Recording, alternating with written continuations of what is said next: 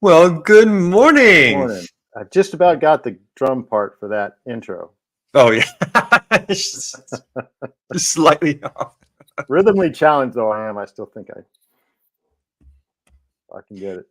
How are you, sir? I'm good, boss. How are you? Not too bad. A little tired, traveling all day yesterday. Hmm. Anything in the news happened that I missed? I'm Oh, I don't know. no. Maybe something. I mean, a little thing happened yesterday. Oh, here comes Michael. There goes Michael. There he Oh, is. look at that beard. Oh, that's a good looking beard you got there. Oh, always with the beard. Everybody starts with Nice. the beard with him. Oh, he doesn't have his. Oh, there we go. Yeah, Got my ears on now. I'm yeah. loving the beard. Loving it. Loving it. Thank you. There he goes Uh, again. yeah, Don't you Michael. want to see it better? Don't you want to There see he goes it better? again, admiring himself in the Good camera. morning, everyone. Nobody ever Yeah. comments on my beard. I just want to say nobody ever says anything about my beard. Okay. Well, I can't see your beard, Joel. Where's it your is beard? there. Here, just- look at it yeah. more closely. Well, There we go. The more you see it, the more gray it is. The more it looks like Santa Claus. So I mean, it is there, obviously, but it is. I think you've earned the right to grow it however you want to grow it. So how many years of growth is that, Joel? How many years is that? Oh, it's about 20. I don't think I shaved it once. This is a story.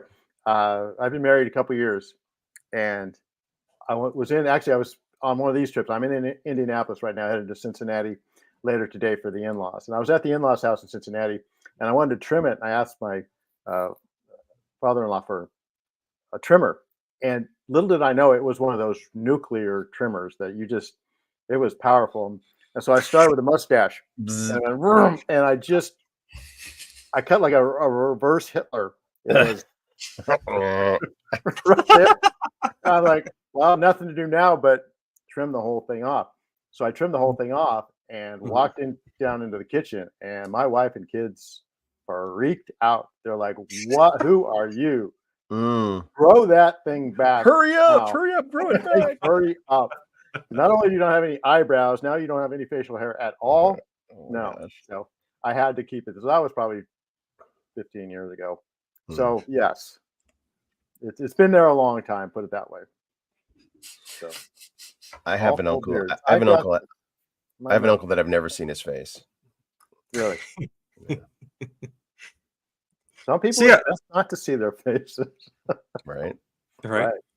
Exactly. Joel was asking me, what's been happening in the news? Anything interesting happening? Any little nuggets of information that's, been setting things aflame at all? Well, there's a theme song that popped into my head immediately this morning that I woke up in a whole new world, a new fantastic point of view, something that's never Ooh. happened before, unprecedented. That's a nice little voice you got there. Yeah. That's why I sing that one, because that Oh, one comes out pretty well. Oh, okay, gotcha. Little Whitney Houston vibrato there. But you are the lead singer of Gavlak. I am a singer in a rock band. We don't do that. That's not a cover song that we do, though. Oh, come on. Oh, new world, something like that. Yeah, you can do your take on it. Yeah. So, why is it a new world? What could possibly have changed to this new world? Well, it is now official that the popular form of government is Banana Republic. It's like, hey, let's try that. Banana Republic. My favorite store. Wow, that's Yeah. great. I always wonder about the naming of that store. It's like it sounds cool as a name, but you know what a Banana Republic is? It's not No, exactly. I'd rather shop there, not live there. Right. Well, Exactly. But stay out of we are- Manhattan. Stay out of Manhattan, that's for sure. For all of our viewers, so the best president in recent memory, Donald Trump, has been found guilty on all charges on falsifying documentation for legal expenses. And what's so interesting about this, first off, it was just 2 misdemeanors, but they turned into felonies for some reason. And the thing is,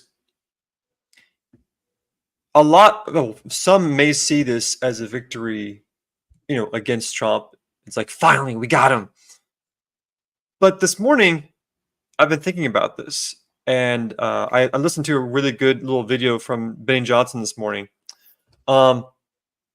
This just confirmed his election for 2024 in November, because this ruling, I mean, the beast has already been awoken.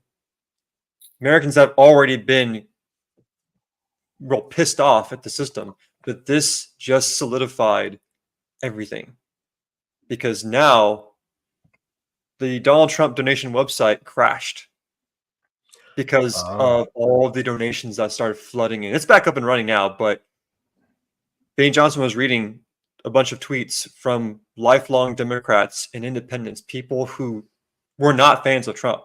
Let's make that Right. clear. Mhm. Countless people have come out to say, I don't like Trump.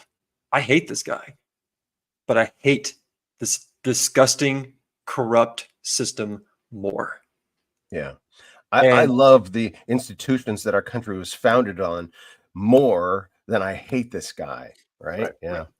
And when they see how far the swamp is going to try to destroy this one person, who, by the way, has been in business for over 40, 50 years, and he's just now getting this type of complaint. Wow. What a coincidence. He's just They- now they've had going this- through a trial like this. Yeah. It's just The amazing. timing of this, they know the timing of it stinks. They know the charges of it stink. And Well, they're as if we desperate didn't 'cause know- all the Yeah. other trials are falling apart. And like this one, we got to Right. make this one stick because we're not going to have any other chance before Yeah. the election. We got to make this one stick.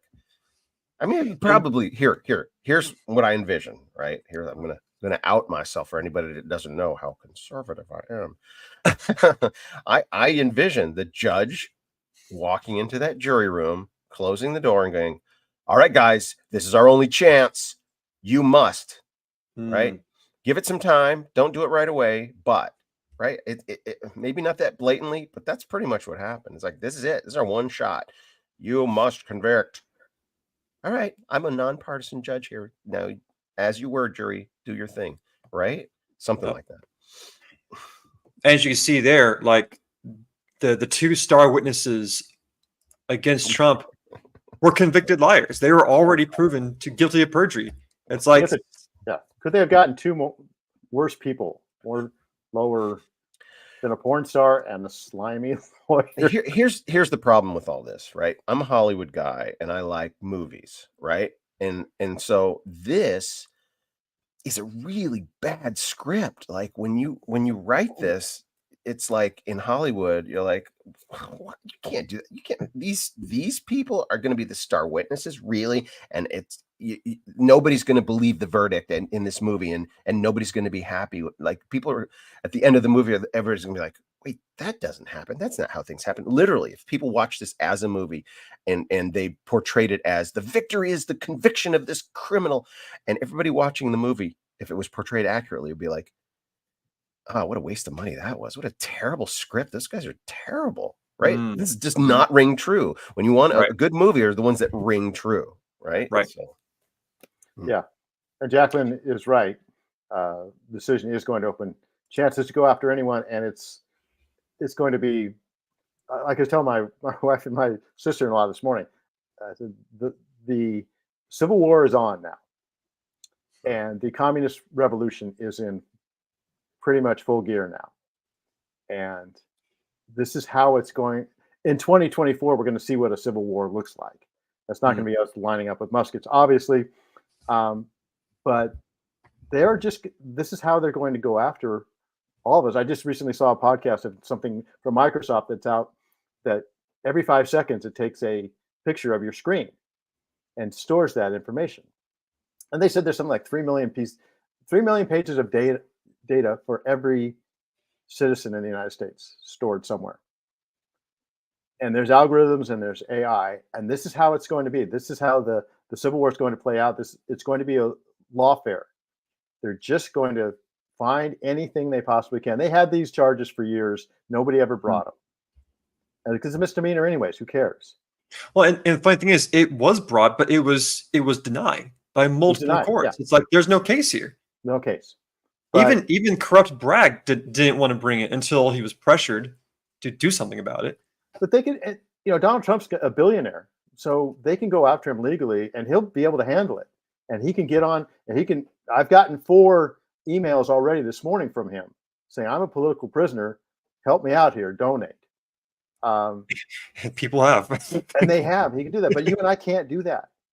Mhm, So if I decide to run for my local city council, mhm, it would be nothing for them to drain me dry mhm. with Right. finding something on the internet about something I did, something I said, something I looked at, something who knows, right?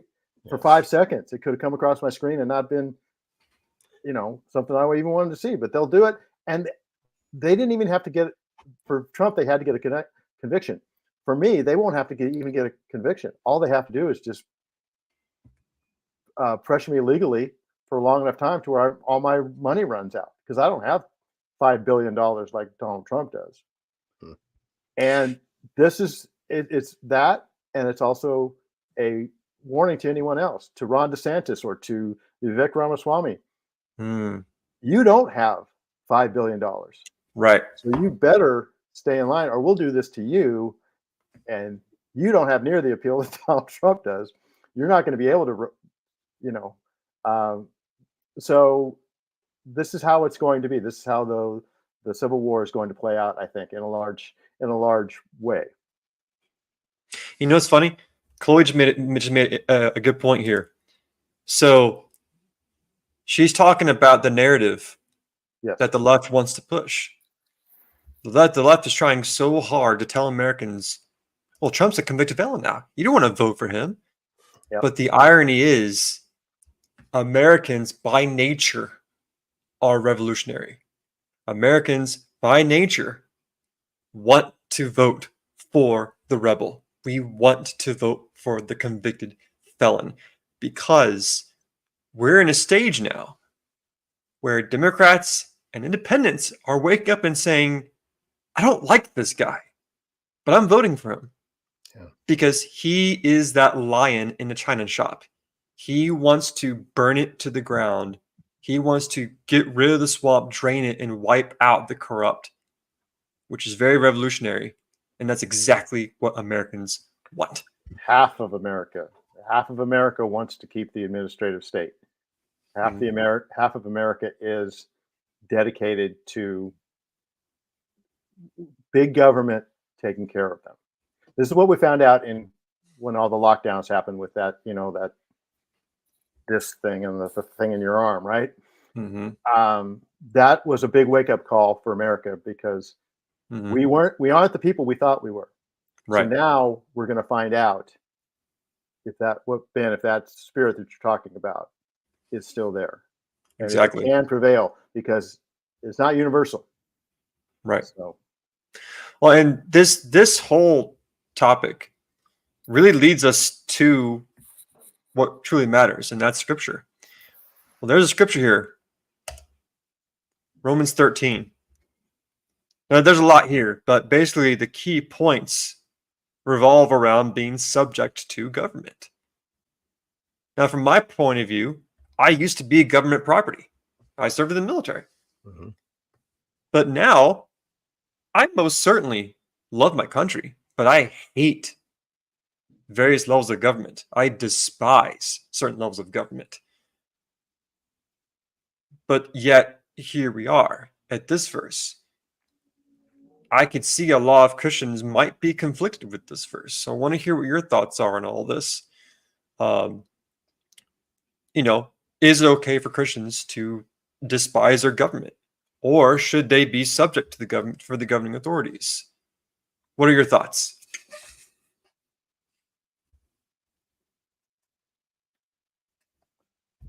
go, Mike. I know I've got there's a lot to plenty unpack to here, say. What'd you say, Ben? What'd you say? I was saying that there's a lot to unpack here, so just have at it. Not everybody at once. All right. So Paul wrote this. Do you want to have no fear of authority? Do what is good. Yeah. So rulers are not. Verse 3: for rulers are not a cause of fear for good behavior, but for evil. So the principle is, God has established all authority, right? All authority. There is no place on earth where God does not own. When Jesus, God said to Jesus, "Ask, and I will give the nations as your inheritance." Right? And Jesus is not there going, "Yeah, I'll take that nation, maybe that one." No, it's like Jesus is not going to not ask. So he is all authority. He said it. All authority in heaven and earth have been given to me. Now go.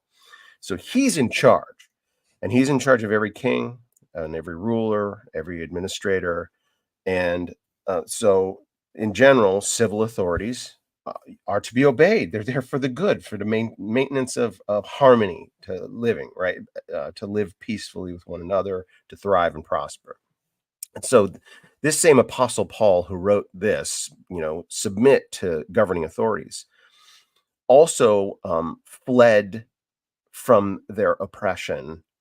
He was let out a window in a city wall to escape the government, right? Is he contradicting himself? Why is he saying submit to the government and then he was fleeing from the government?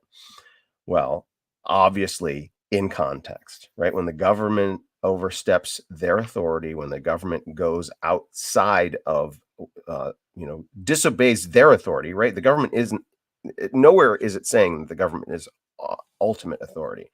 It's saying, respect the authorities because generally they're there to preserve the good and the peace. But as all in human institutions, because humans are corrupt, all human institutions get corrupted. So that's the context in which we need to take this. So stay out of Manhattan. I don't think this means everybody's now going to be prosecuted, but certainly conservatives will be targeted in the liberal districts, right? Where they have the people in place that can pull this kind of thing. Yes, there will be more, but I don't think it's going to be nationwide. I think certainly in Manhattan, get out of Manhattan, especially you business people, you rich people. It's been happening. They've been getting out of Manhattan for a couple of years now. Yeah, no, there are a lot. I know there are a lot of people, rich people at first in Manhattan that were like, especially on the the trial where he's been accused of overvaluing his property, and they're like, then we're all guilty. You can't do that, and I would be guilty of that. I've asked money, a certain price for properties I sold, and I didn't get it. Does that mean I was overvaluing it in fraud? And they've been told, "Oh, don't worry, we're just going after Trump. This is just about Trump. Won't be about you." Well, they believe that. If they believe that kind of stuff, they wouldn't be billionaires. So they don't believe it. So you're right about that. But if I'm thinking in terms of if it affects the election, and this is a successful model of doing things, it'll become more widespread in throughout the nation. I think there's everywhere you go, there's pressure from the left. And of course, Michael and I are in California here, so it's kind of the water we swim in. So I don't see it. Again, we'll see. And this is a year, probably the most pivotal year of our lives in the United States. So we'll see if this does come to us. If it does, I think Michael's right. And Michael, Ben, and I were talking about this before you came on, or actually before the show. I think the key verse to all of this is verse 7.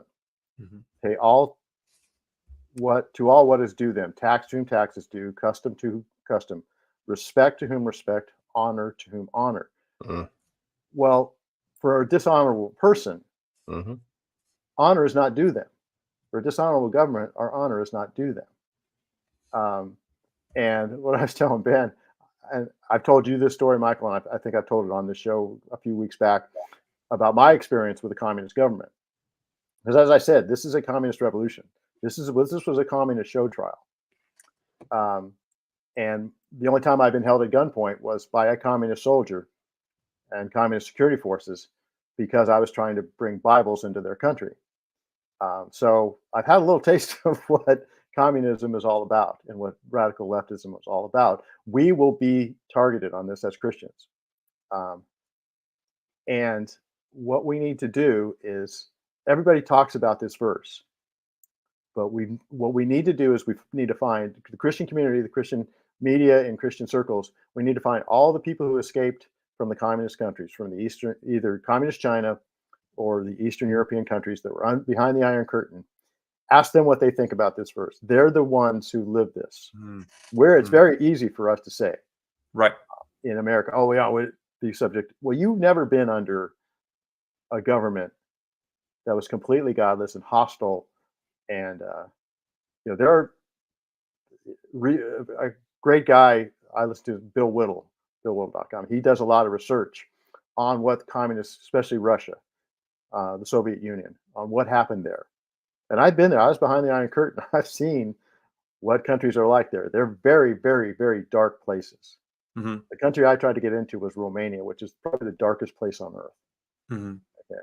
And ask them about this verse and what it really means to be subject to a government that is comparable to Rome. These people were being thrown to the lions, and it was a party, right? It was a show. So it was a football game.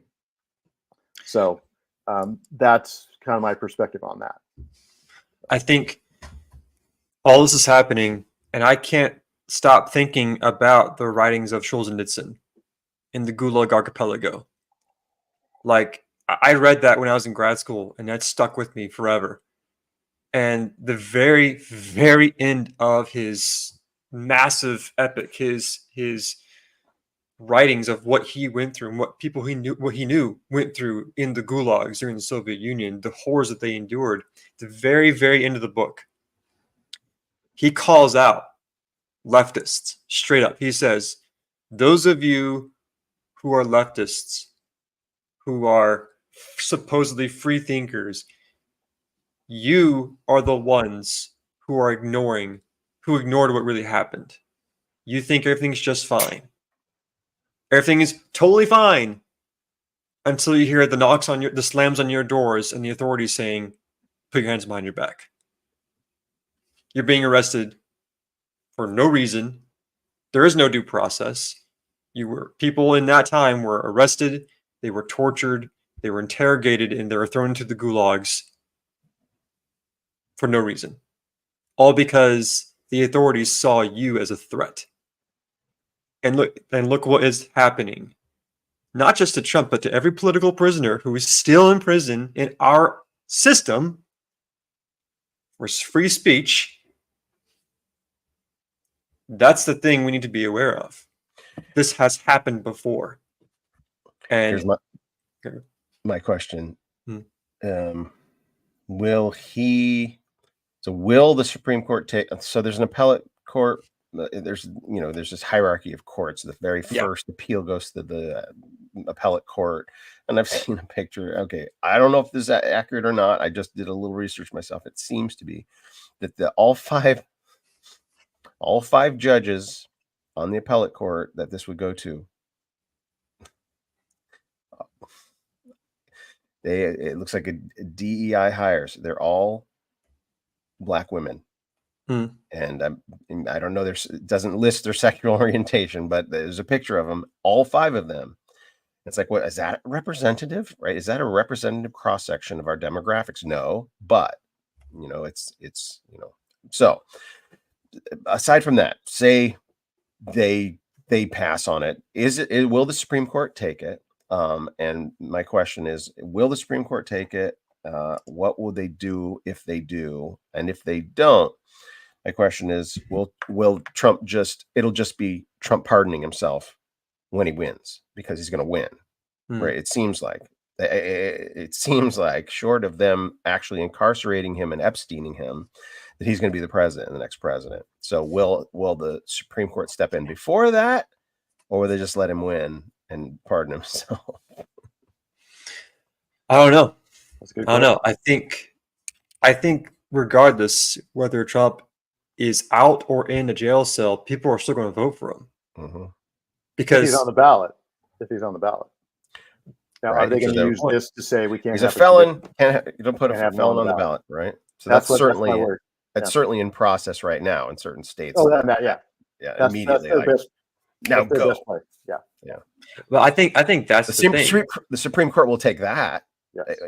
They'll take that and say, there's nothing in our Constitution that says a felon can't run for president, right? There's nothing in our Constitution. There's a lot of things to unpack here, but I think the bottom line is Americans, even Democrats and independents, are now sick and tired of all of this. It's like, dude, I don't even like the guy. Yeah. But as he, Christians, I'm sorry. We but gotta I, talk about as Christians oh yeah, a little more than just the. Sorry to interrupt. no, you're fine. I was just saying, like, people from all walks of life, and obviously Christians of all ideologies. It's like, I may not like the guy, but he is the one person who they've been trying to attack for so long. He's the one person who wants to burn it all down and drain it. And they're like, I'm down for that. Yeah, and it's funny for all the Christians, progressive Christians, or just middle of the road Christians who don't pay a lot of attention, who can't stomach Donald Trump. And I agree. Trump's personality is not my cup of tea. He's a New York, sure.